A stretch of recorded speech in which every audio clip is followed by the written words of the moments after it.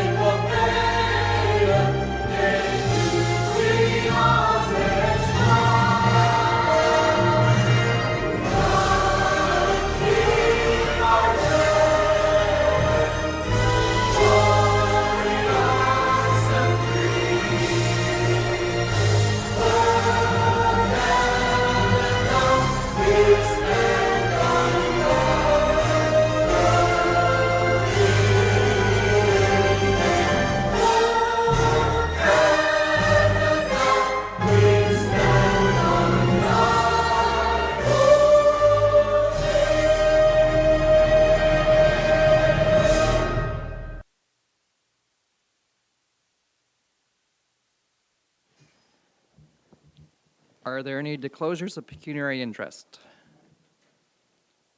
Seeing none, approval of agenda. I know there is an amendment. Go ahead, Mrs. Clerk. Through you, Mr. Mayor, we do have an item that is being pulled from the consent agenda, that being item 11D, 11C, the Emergency Preparedness Week proclamation. Councillor Jaworski, would you like to pull something? Yes, please. If you could pull 11B as in Bob. Thank you. B as in Bob, 11B. Okay, great. Well, didn't have. So approval of agenda, moved by Councillor McDonnell, seconded by Councillor Bougie. Be it resolved that the Council of the Township of South Glengarry approve the agenda. I didn't miss a, no, okay, sorry. As amended. All those in favor? Carried. Approval of previous minutes. Were there any errors and omissions noted? Seeing none, moved by Councillor Bougie, seconded by Councillor Jaworski. Be it resolved that the minutes of the following meeting be adopted as circulated. Previous meeting minutes, April 14th, 2025. All those in favor?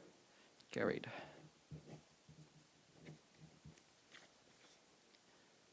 We do have a presentation and delegation this evening. It's Walkerton Tragedy 25 years later.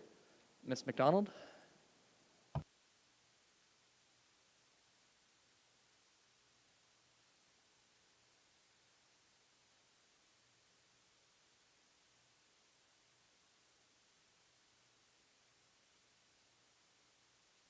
Thank you very much, Mr. Mayor and Council, for allowing Mr. Sega and I the opportunity to present and delegate outside of our usual action item and business part of the agenda.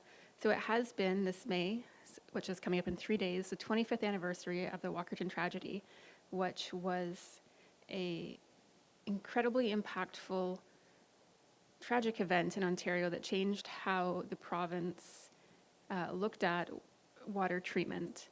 We have a quick video, well, it's a 9-minute video prepared by the Walkerton Clean Water Centre to remember the tragedy and go through some of the improvements to the processes and legislation here in Ontario. And Mr. Sege has a few comments on our South Glengarry efforts.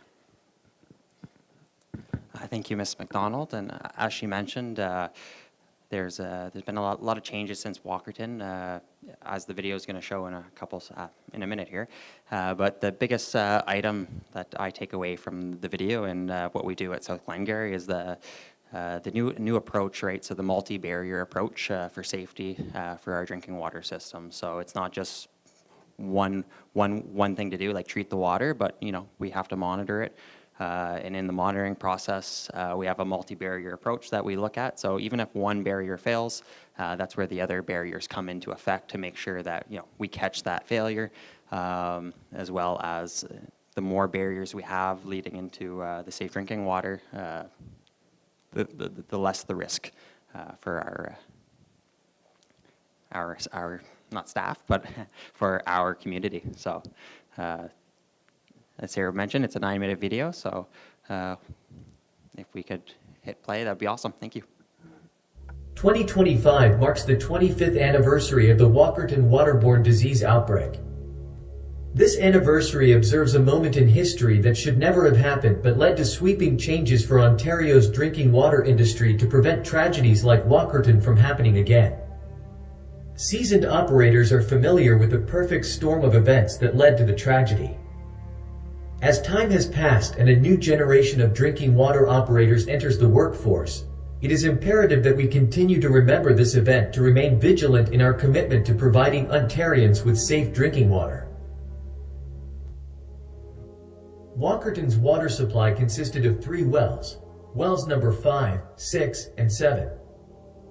Well 5 was shallow and known to be under the influence of surface water, with disinfection provided by chlorination only. Despite well 5's vulnerability to contamination, source water protection measures were not in place. Continuous chlorine and turbidity analyzer monitors were not installed. A supervisory control and data acquisition or SCADA system was available but did not track continuous chlorine or turbidity analyzer readings. Shortly before May 2000, approximately 70 tons of manure was spread over farm fields near well 5. The manure contained both E. coli 0157H7 and Campylobacter jejuni.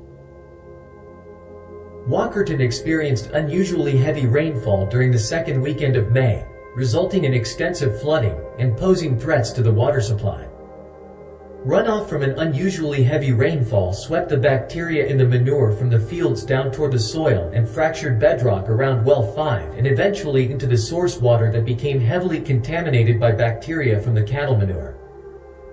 Over the following days, operators fabricated daily checks of the water system. There were no actual measurements of chlorine residuals being taken, and fictitious data entries were recorded in the daily operation report. This failure of the monitoring process meant that the operators were unaware that the water was contaminated and that the dose of chlorine applied in the system was insufficient to combat the bacterial contamination in the water. The first public indications of widespread illnesses began 6 days after initial contamination. Suspected food poisoning led doctors to advise patients to drink plenty of water, as it was not yet implicated as the cause. The lab spoke to the general manager to advise that water samples failed. On 3 occasions, he assured the health unit that the water test results were okay. 8 days after contamination, a Public Utility Commission employee anonymously telephoned the emergency call center and reported the positive E. coli samples. As a result of that information, focus shifted to the water supply as the cause of the outbreak. The following day, a boil water order was issued. Regulatory agencies initiated an independent set of distribution system bacterial samples. 10 days after contamination, an investigation uncovers additional evidence implicating water supply operations as the cause of the outbreak. The public health consequences were very significant, with over 2,300 cases of gastrointestinal illness reported, or approximately half the population of Walkerton. This led to 65 people being hospitalized. There were 27 cases of hemolytic uremic syndrome, with a median age of only 4 years. It's a life-threatening kidney condition that can have lasting effects and may require a kidney transplant. The most heartbreaking part of the tragedy was it caused 7 deaths, of 6 adults and 1 child. The Premier of Ontario set up an independent commission of inquiry that was tasked with determining responsibility. Justice Dennis O'Connor was appointed to lead the inquiry, which lasted 9 months and included testimony from 114 witnesses, including 2 former ministers of the environment. The goal of the inquiry was to determine the cause of the tragedy and make recommendations to prevent such tragedies from happening again in the future.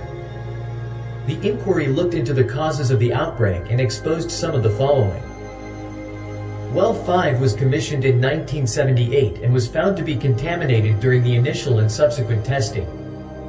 The Ministry of the Environment, now known as the Ministry of Environment, Conservation and Parks, informed the town that they were to decommission Well 5 and construct a new well, but there was no follow-through by either the town or ministry. Further investigation showed that water levels in nearby surface ponds dropped when Well 5 was operating. Well 5 was known to be under the influence of surface water, but it was utilized to obtain soft water at a low cost. It was determined through DNA analysis of bacteria from human victims that it matched with manure samples from the active farm located beside Well 5. Despite problems or concerns, there were no ministry inspections in the 1980s. The inquiry discovered that chlorine disinfection was not being applied properly, along with the failure and deception of the PUC to notify public health that water was contaminated. Findings from the Walkerton inquiry found failure at all levels. Complacency was evident at most levels. There were multiple factors that came together to cause the tragedy. Well 5 had been vulnerable for 22 years, but nothing had been done about it. And the outbreak could have been reduced or prevented by measuring chlorine residuals and responding appropriately. The operators knew that their operating practices were unacceptable and contrary to Ministry of Environment guidelines and directives, but continued them anyway. Both operators were prosecuted on 12 charges, including endangering the public, forgery and breach of trust, and common nuisance. The more serious charges were dropped in exchange for guilty pleas to common nuisance.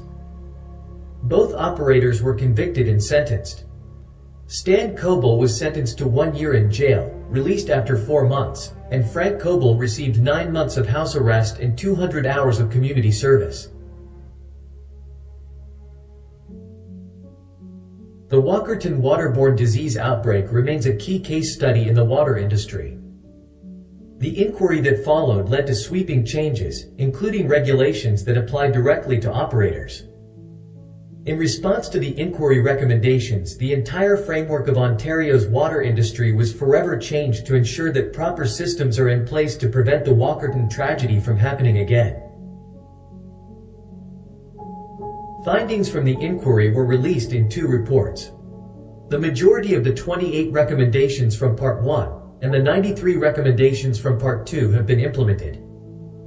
The 121 recommendations from the Walkerton inquiry were placed in 5 categories: source protection, standards and technology, municipal water providers, provincial oversight, and special cases.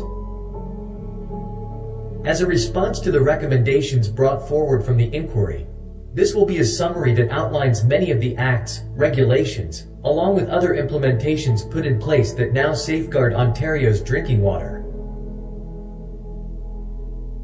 There were 4 acts that came out of the inquiry and became the foundation of today's current system. The following Ontario regulations have become integrated into everyday operations and have been designed to safeguard Ontario's drinking water.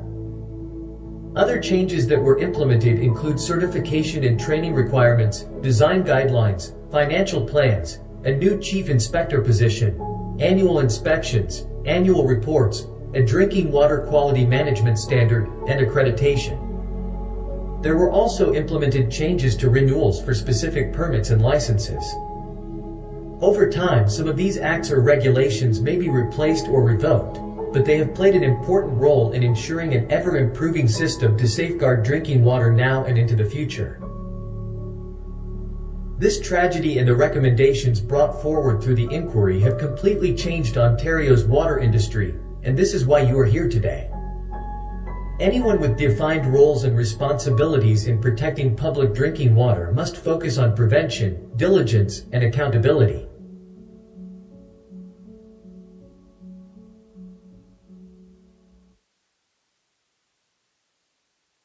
Less tables.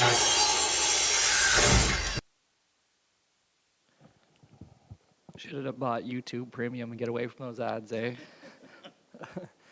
Is there any further comments other than that we're all responsible for this personally and to remind us of that. Yeah. All right, any questions from around the table? All right, no, this is good. And well, this situation wasn't good, but it's always good to be reminded the importance of water. So thank you very much for that presentation. So action requests. Charland Rec Center Drainage Award Contracted Work. Ms. Harbers will be speaking to it. Moved by Councillor Jaworski, seconded by Deputy Mayor Lang. Be it resolved that Staff Report 2025-47 be received and that the Council of the Township of South Glengarry awards the work for the Charland Recreation Center Drainage Project to Dave Vogel Excavation as per their quote of $42,077 plus HST. And furthermore, that Council hereby declares a special circumstance pursuant to Section 5.3 of the Township's Procurement Bylaw 3318, which warrants a non-competitive purchase for the completion of the above noted project. Ms. Harbers. Thank you, through you, Mr. Mayor. You may recall during our renovations at the arena in 2022, it was identified that we needed to add drainage to the east side of the facility at the Charland Rec Center. So we've been working on that for a couple years now, and it's been carried over in our budget since 2023. So as mentioned, we have received a quote to complete the work for the drainage, and given the adjacent property owner that will be completing the work on their property, we're recommending that they complete it on ours as well. So that is where the special circumstance comes in to sole source this work. The total cost is $42,000, and we have been budgeting $50,000. So with the remaining funds, we can use that to reinstate the property after the drainage is installed. And if needed, we may need to do some temporary measures and incorporate some funds in the next year's budget if we aren't able to complete all the work within that amount. But at this time, we're just looking to award the contract. Thank you. Councillor Bougie.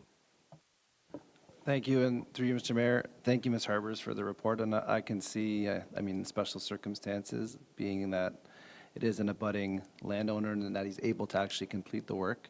And with plant season and all that, he can kind of work around it to his schedule. But do we have a timeline or completion if this is approved?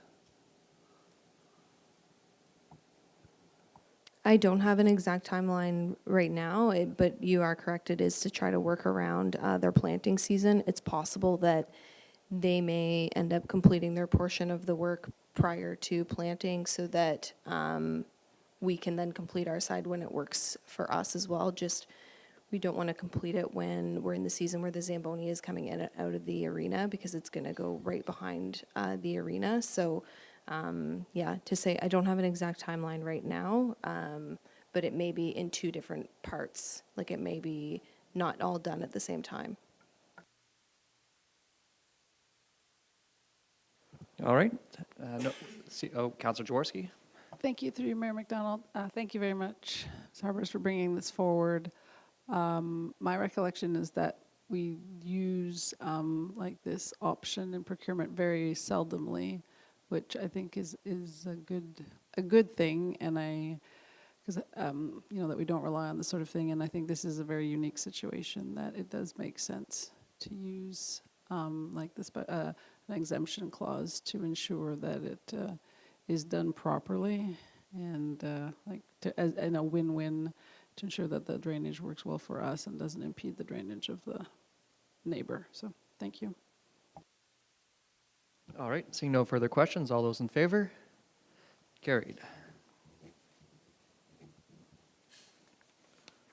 Moving to bylaws, Lancaster Dental Lease Agreement, moved by Deputy Mayor Lang, seconded by Councillor McDonnell. Be it resolved that Staff Report 2025-48 be received and the Bylaw 2025-19, being a bylaw to enter into a lease agreement between the Corporation of the Township of South Glengarry and Levon Kitchen Dentistry Professional Corporation, be read a first, second, and third time, passed, signed, and sealed in open council this 29th day of April 2025. Ms. Harbers. Thank you, through you, Mr. Mayor. You'll see that the current lease expired at the end of February, and administration has been working with the tenant to come up with a agreed upon lease. Nothing major, like no major changes in the attached lease. It's basically just been cleaned up, and also the roles and responsibilities of us as the landlord and the tenant are clearly defined. But nothing has really changed in that aspect.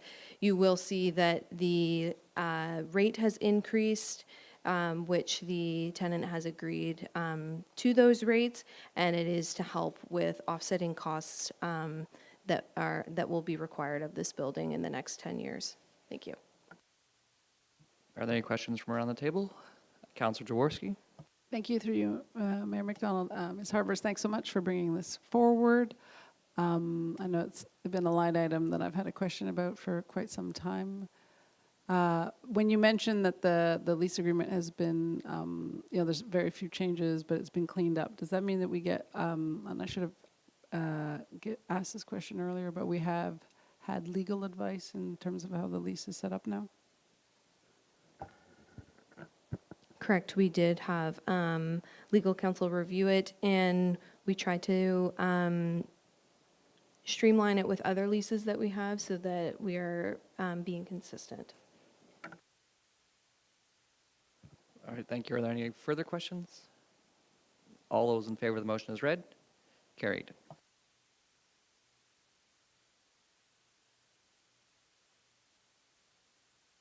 Now to zoning bylaw amendment 6100 Fourth Line Road. Ms. Haley will speak to it. Zoning bylaw amendment, moved by Councillor McDonnell, seconded by Councillor Jaworski.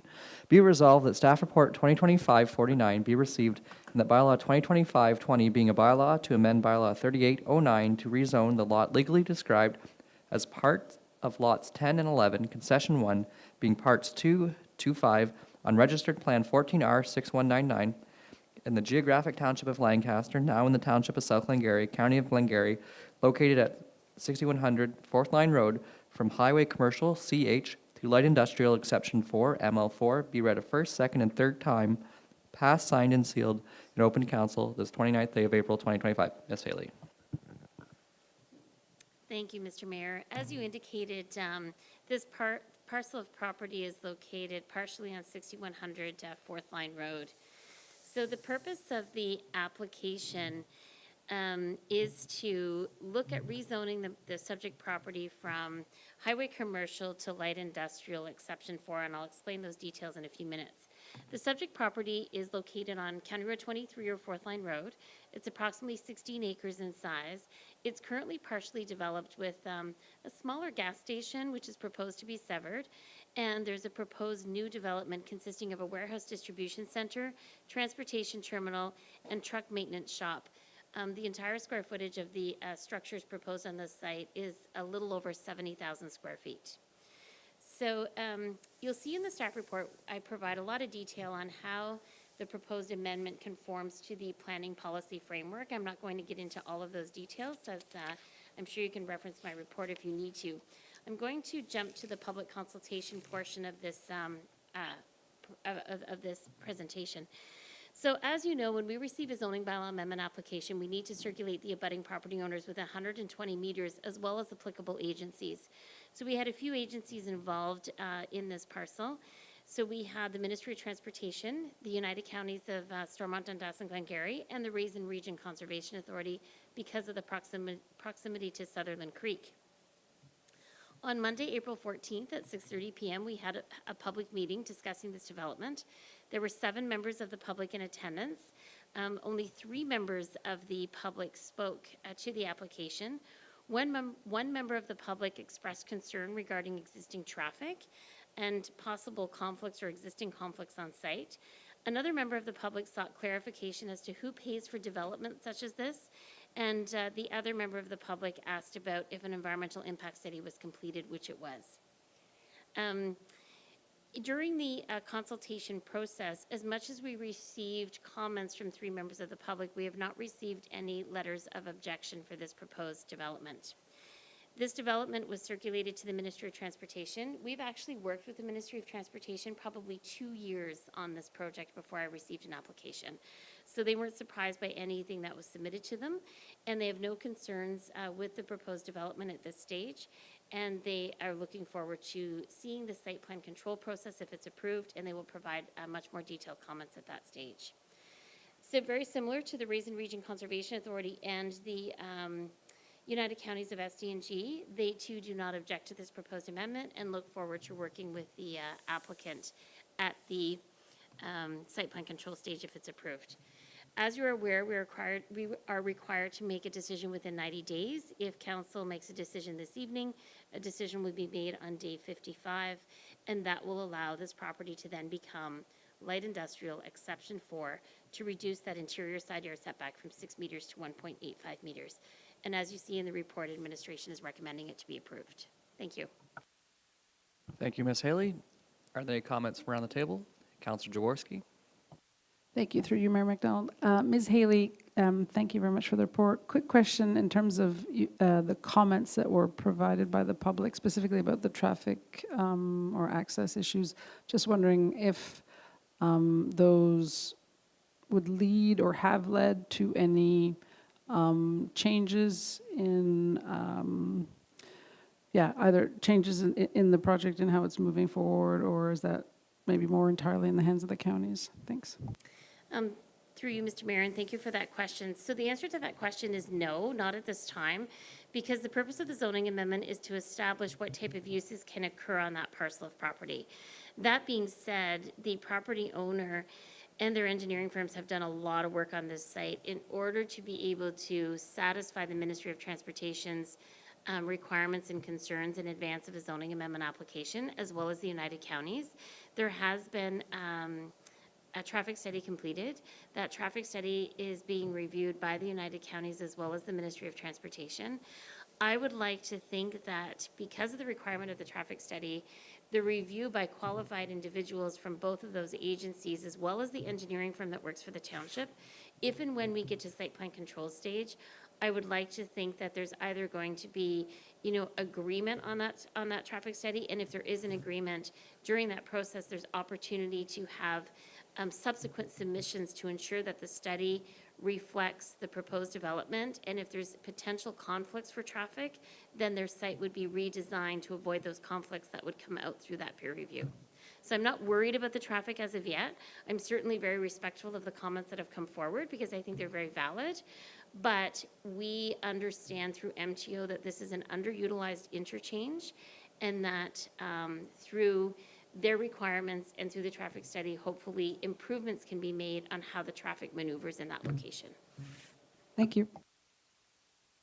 Are there any further questions from around the table? Okay. All those in favor of the motion as read, carried.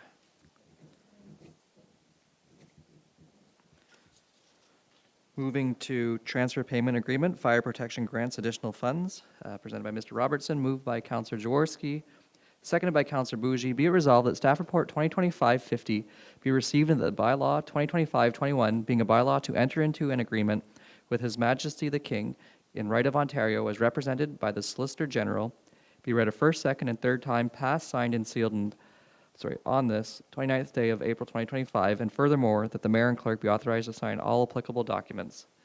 Mr. Robertson. Good evening, Council, and thank you. I have this report and another. They're both good news stories, so I'm pleased to bring them to you this evening.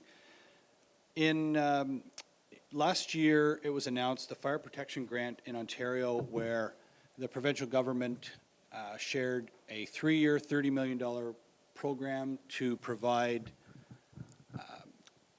funding for Ontario fire departments, specific in the first year to deal with cancer prevention measures. So we proceeded with the grant. It was accepted by council, and we've received the funds. We received $41,000, and we purchased gear extractors, the trade name for commercial washing machines for the fire service. So just an update on those. Those devices are in service now. Our staff and the department are actively using them, and the only piece to complete of that first phase would be there's 2 gear dryers that we'll need to source, and so that we can wash and then dry the items, so that there'll be a quick turnaround time for our staff when they have their gear out of service. So tonight's report specifically, though, is the part of that grant, there was additional funds available to the fire services in Ontario. So this report is in essence and the agreement is in essence a very similar carbon copy of what we had done previously. We are being given another amount of funds. Now, it is only 300 and change. It's a small amount compared to the first amount, but we're appreciative for the funds, but it also speaks to the fact that this grant was equally distributed across the province with they took the number of fire stations within the province and divided the funds, the total $10 million per year, equally amongst those municipalities. So this one is only $300, but that amount was also equally distributed across the province. So we're very happy with the way that this grant has operated. I think across the province, there's been excellent uptake, so we're hoping for this to continue on in subsequent years past the 3-year commitment. So basically, we're entering into a bylaw to accept the provincial funds as we do through any provincial grant. So that's the crux of this report. So, Thank you. Are there any questions from the board or council? Sorry. All right. All those in favor of the motion as read? Carried.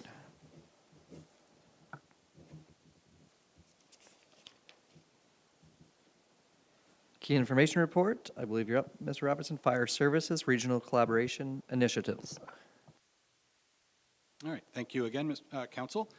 So this report, I'm really excited to bring this report to Council. This is something that I have personally been very interested in over the last number of years, and we in SDNG, we fire chiefs have heard from councils through our recent budgets, et cetera, that sharing, collaboration, those items are important to our councils, our combined councils, and our municipal departments are actively working towards doing just that. So this report,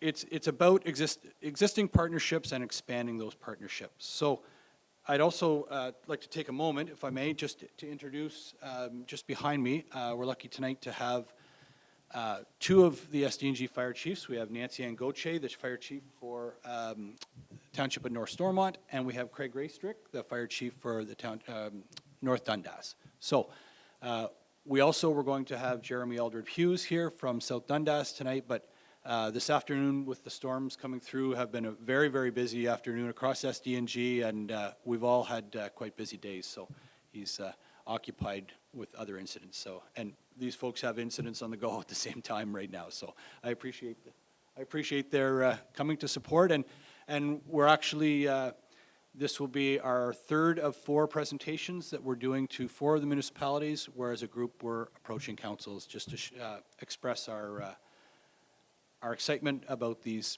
partnerships and collaborations. So specifically, council's well aware of the increased costs of some of the items that we are facing, our equipment and the assets that we need to replace and keep the upkeep on stations, et cetera, but also with provincial certification of our fire staff that has really increased the workload for our paid-on-call volunteer firefighters, and if we can come up with ways to help them deal with those increased pressures and maybe not ask every firefighter in SDNG to do every service, and I'll speak to that in a second, but we're coming up with ways that we can, to a degree, protect our staff and not overwhelm them, because they are volunteering for their community, they're paid on call, and they step up as much as they can, but they also have other commitments in their lives, so we appreciate that. So we're focusing on the 3 municipalities that I spoke about, along with South Glengarry. We're focusing on a few things at first. That's not to say that we are not, we don't have partnerships and collaborative efforts with the other municipalities in SDNG, along with the City of Cornwall. We do, and we We will and continue to do those, but some of the things I'm going to speak to tonight are specific to this group of 4, and we're really excited about them. So our first initiative would be to align training programs, exploring, the designing collaborative training programs, using common resources and technology, these types of things. A fire or an emergency in any of our municipalities is very, very similar. The equipment we use is very similar. Simply, we don't need to reinvent the wheel at every turn. We can share our training resources. We can share training opportunities, classes, and all of these types of things. So we're also combining efforts related to purchasing. If we can purchase items in larger bulk orders, we should be able to achieve cost savings due to these larger purchases. So that's another, this year, our 2 focuses are on bunker gear, so the equipment that our staff wear, and also firefighting hose. Those are 2 main items that we're working on today, this year. And then the last area of focus would be on service delivery. So service delivery being, we all provide many, many services. If there are areas through discussions that there are certain skills or services that some can provide or all can provide, those types of things, but if we could have rescue teams built amongst partners, we can do it much more cost effective than a South Glengarry trying to train to every single service and every single possibility. Some of the technical rescue services that occur in our communities are fairly infrequent, but they are very, very expensive to train to and to equip to be able to respond to. So if we can develop these programs together, either specializing or develop combined teams, we definitely will be able to save funds, but also limit the amount that we are requiring our staff to train to and be ready for. So that's just, it's a good news story. I wanted to share that with council, and once again, we're sharing it with the other municipalities, the other 4 that we spoke about, the other 3 that we spoke about. And yeah, if any questions, I'd be pleased to answer. Thank you. Councillor McDonnell. Through you, Mr. Mayor, thank you, Mr. Chief Robertson, for bringing this. I think if we can find efficiencies across the United Counties, especially fire services, as you say, are high cost ticket items and not things that you can easily find generic or low cost solutions for. Generally, it's very taxing on the budget every time we're buying a fire truck, and there's no cheap way to do it. So happy to see you looking for efficiencies and working with local partners, and thank you to both of you for making the trip down east for us tonight. So no, I think if we move forward, or if the rest of the counties jump on board and move forward with this, there's probably a number of efficiencies that'll save both the taxpayers and probably some lives. So happy to see it. Thank you. Councillor Jaworski. Thank you, through you, Mayor McDonald. 100% agree with what Councillor McDonnell has just said. Also, I'm sure it's going to, one of our most limited resources in small municipalities is time, staff time. So being able to share some of the burden for speccing things, not having to rework procurement procedures and that sort of thing that do take time. That's another thing that I think is a great savings for us. And so thank you very much for being proactive about this, and thank you to your colleagues here who are also here behind the TV, for also being willing to work outside there. Sometimes we get into silos and we don't look outside our own backyard. One thing I wanted to ask specifically was, is there anything specific you're looking to from council, either from South Glengarry or in terms of us and advocacy with our neighbors at the council level, our peers that way, if there's anything that you think we should be doing? I should put my partners on the spot so they could come up and answer this question. No, I think at this time it's very much in the infancy of this, maybe not the idea, but maybe formulating steps. I suspect there will be times where we individually or together come to councils and share some of our direction, our chosen direction with council's blessing, and keeping this council and all councils aware of the shared, is a responsibility in our establishing and regulating bylaws and our operations, so council will be well aware as we move forward, so, yeah, thank you. Okay. Deputy Mayor Lang. Thank you, Mr. Mayor, and through you. Yeah, I won't repeat everything that's been said, but very much in favor moving forward. Councillor Bougie. Through you, Mr. Mayor, thank you, Chief Robertson, for everything you do, and I'm very much in favor of the collaboration approach. One question, with the new facility going on in Cornwall, I know we have a small training facility. Is there talks of, I believe they have a training facility that they're going to attach to that building? Now, do you think they'd be able to offer some of that, I guess, higher level, maybe training there? I don't know what you do in the past if you guys had to go further for training, but maybe that would be something that I'm sure you've looked into. Yes, thank you, and through you, Mr. Mayor. Yes, Cornwall has expressed interest over the last number of years through planning for their new facility, their new location on Brookdale Avenue, and there will be a training component to that building. North Glengarry has a training center. We all have training assets, and expanding on the training piece, each of us may only have 5 or 6 recruits in a year, and to put on, specific to recruits, if we put on a training class with only 5 individuals, it's not a large enough group. So we can combine these groups and we can go to these locations and share facilities, and the learning is much stronger for the recruits, and it's also much easier for us to provide. So yes, we will be utilizing other venues. So thank you. And then, All right. I guess I'll take. just if I may, this report specifically speaks to fire services, but this is a model that all our departments across SDNG are actively working on, and the other departments, our directors and general managers are often sharing ideas and working on collaborative projects. So yeah, it's not just fire.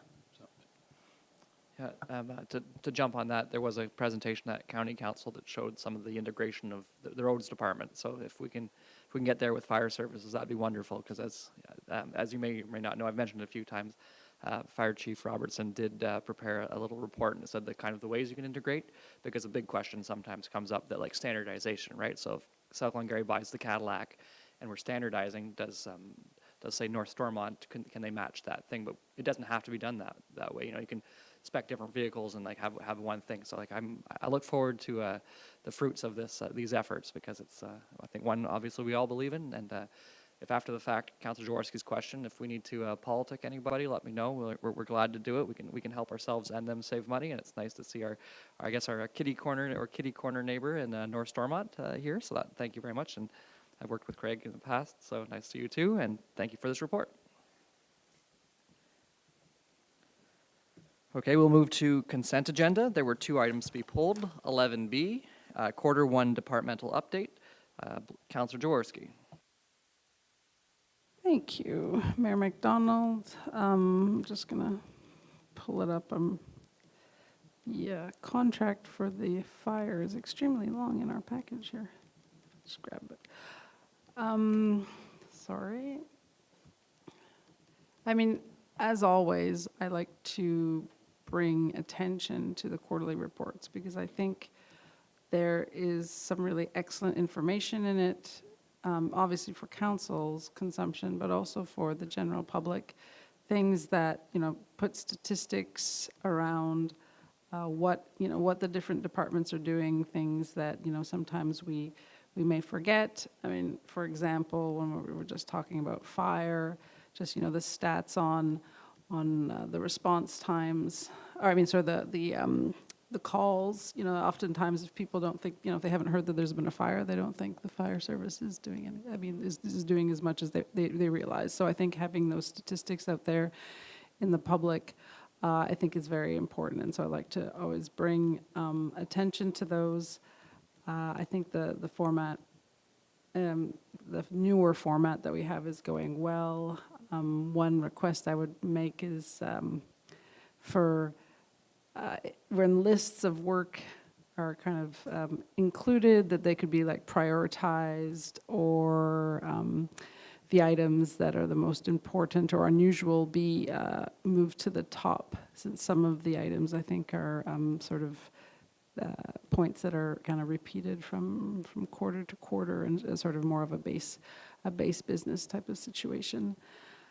And I had a quick question I wanted to ask with respect to, oh goodness, I'm sorry, I lost my my notes that I'd written down. I've closed down.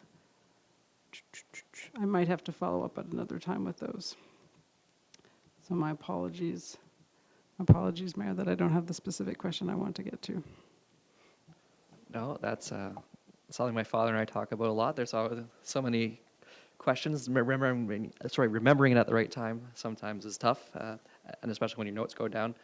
I did highlight this report to the Raisin River Conservation Authority. We're going through our general manager review, and I highlighted as like this is kind of something that's well received to highlight things. So I do appreciate it as well as mayor, because it shows what's going on. And I like the graphic showing Q1 allocation of staffing, showing winter control and hardtop maintenance, kind of the priorities of council kind of bleeding through there. We want our roads to be good, our roads to be clear, and with 2 storms that big, you'd expect those things that way. And yeah, there's just a lot of good stuff to digest there. And I would again encourage everyone on the corporate side that we don't just do this for council, we don't just do these for the meetings, that we can send this out. And I think you did that last time with the link. So thank you for, 1, preparing it, and 2, sending out, because those who read, like it's easy to read. Like if you scroll down for a second, just for the online public, like well, we can just go to the next page, because it's just so easily digestible. So if you're watching and you want to find out what we're doing, this is what we're doing. Councillor Jaworski, you found your question. Please proceed.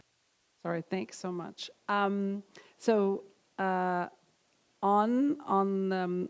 I guess it's under the corporate services one item that I think is great that we have is the statistics, on YouTube and Facebook. And I was wondering, I know it's a curiosity of mine, moving from like the live stream to the uploaded and recorded after, if at some point, maybe in the future quarter, if there could be some commentary on whether or not there's been any change sort of over time, if maybe there's been improvement, maybe not. Obviously, I fear that there's been a decrease in people accessing that information. And the other item, and it's prompted by a specific project with regards about looking about a permanent council chamber, and how administration's examining, some layouts and feasibility. I would, if it's possible, to include sort of, even if it's like a range kind of timeline for different items that are, like that one specifically. So I don't know if there could be like a comment of like something coming to council in Q3, or or more precise if there is known, just so again, like that issue of understanding where staff's priorities are, and ensuring that aligns with council's expectations too. Okay, thanks. That's good for you. Okay, great. Thank you. All right, that's interesting. In red, elections coming up, so prepare yourself for lawn signs in a year and a half. Yeah, believe it or not, we're halfway through, or well over halfway through. So next up was Emergency Preparedness Week proclamation. I believe just wanted to read that and see if we'd endorse it. Okay, I can do that on the spot too. Do I need to move in a second or start? Okay. Proclamation. Here we go. Be it resolved that the Township of South Glengarry does recognize the importance of emergency management in Ontario, and the goal of Emergency Preparedness Week is to raise community awareness and the need to be prepared within 72 hours for the possibility of an emergency. And whereas during Emergency Preparedness Week, Ontario residents will identify and learn about risks in their communities and how they can protect themselves, knowing the potential hazards and risks you face. Planning ahead and being prepared are the best steps to ensure that you and your family will survive an emergency or disaster. And whereas, although focused on personal preparedness, Emergency Preparedness Week also carries messages for business owners, municipal officials, and utility operators, ensuring business continuity and updating emergency plans are all just as crucial as assuring community preparedness. No water. Poor timing. And whereas all levels of government have an important role to play in emergency preparedness and response, but ultimately emergency preparedness is a responsibility of each and every one of us. Thank you. Now, therefore, I, Mayor Lachlan McDonald, do hereby proclaim the week of May 4th to 10th, 2025, as Emergency Preparedness Week in the Township of South Glengarry, and encourage all citizens to begin today and learn how to prepare now for a safer tomorrow. All right, so shall it be said. Moving on to the rest of the consent agenda, to pass that, as seeing nothing else was pulled. Moved by Councillor Bougie, seconded by Deputy Mayor Lang. Be it resolved that Council accepts the items listed on the consent agenda. All those in favor? Carried. Sorry, I didn't reach out before Council to see who had meetings, so I'm going to go through the list. I know I endeavor to not go through them and ask in advance, but STG County Council, Deputy Mayor Lang, or Warden Lang. Thank you, Mr. Mayor, and through you. We had council a week ago today, actually, on the 22nd, County Council. A couple of the highlights from that meeting, a presentation on our tourism strategic plan, where we're back working with the City of Cornwall, which is very good. It's good to see us all working together. We are one region. There's no point in each doing the same thing. The RIP, Regional Incentive Program, there was $464,000 worth of requests for approximately $250,000 worth of grants, but it was awarded. We went a little bit over, but some very worthwhile projects were supported in there. And I'm sure that's all online if anybody wants to see what they were. Reserve transactions, there was a little over $2.5 million, but under $3 million that was put into reserves left over from last year for various projects. 2.1 of it will hopefully be able to go against the County Road 22 rehabilitation, which is a fairly big one we're doing this year, and maybe it will, the mayor's hoping that it'll keep us from having to borrow any to do that construction. So we'll see. It's definitely a good chunk of change to be able to put towards it, besides what the money we allotted this year as well. There was a tender came in for corrugated steel pipe, a total $183,000 worth of culverts, if you want to call them that. SDNG portion was $77,000 and change. South Glengarry was involved in that with $14,962 for our pipes. Guardrail tender, $689,000. That's an awful pile of money to spend on guardrails, but and that was SDNG, North and South Stormont were the only ones involved in that. So just shows you what it costs for guardrails when they do get hit. So hopefully our plow guys are being very careful every winter. And we read the thing on emergency preparedness. So I just wanted to mention that the mayor and I and a few of our staff were at all day Friday. We were at emergency preparedness or a training scenario, and it was, I thought, excellent. It was very well done. It was done in conjunction with the military exercises on the Long Sault Parkway that were done this past weekend. So that was all day Friday, and then I got to do a little bit of a bus tour with Chief Dave Robertson on Saturday to kind of see what they were doing and how their command centers were set up and this sort of thing. So very interesting, and just want to mention Catherine Beeler put a pile of work into this, and it was well done. So that's it for me. If you'll allow me just to highlight the grants for South Glengarry for this particular one, Fraser Creek Pizza Farm got some money. The Butterfly Barn, that's the Beaupre Road wedding venue, and then Utopia Massage. So those were the three businesses that were collected this time. Regional Airport Commission tomorrow night, wonderful. The RRCA meets tomorrow. There was strategic planning, so we just went through plans and actions, so that will probably come to us as a somebody who helps out that way. Glengarry Archives Board, Nor'Westers Loyalist Museum. I think it meant items of note, I think that council might be interested in, as the AGM for the museum is May 13th at 6:30. The wine and cheese to follow.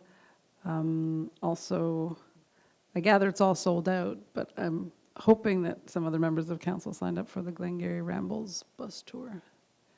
that will be happening at the end of the month, which is very popular, clearly, because it's sold out. And so those are, I'm not sure if staff has any updates about the shed project. No? Okay, I didn't think so, but just in case there was. So that's all I have for that one. Thank you. Okay. Oh, Councillor McDonnell? Am I to understand there's also a fundraiser maybe going on right now for the museum? Maybe I'm wrong, maybe it could be another association, but if staff does see it, maybe something we can push out and encourage as well. I can speak with our comm staff, so. Well, if there's an event, I'm sure we'd be glad to share it, so thank you for bringing that up. Agricultural Resource Committee, Community Improvement Plan Committee, Connectivity Committee, Environment Committee, Heritage Advisory Committee. Nope. All right. So confirming bylaw. Moved by Deputy Mayor Lang, seconded by Councillor McDonnell. Be it resolved that bylaw 2025-22, being a bylaw to adopt, confirm, and ratify matters dealt with by resolution, be read a first, second, and third time, passed, signed, and sealed in open council this 29th day of April 2025. All those in favor? Carried. Then adjournment. Moved by Councillor McDonnell, seconded by Councillor Jaworski. Be it resolved that the Council of the Township of South Glengarry adjourn to the call of the chair at 7:27 p.m. All in favor? Carried. Have a good evening, everyone.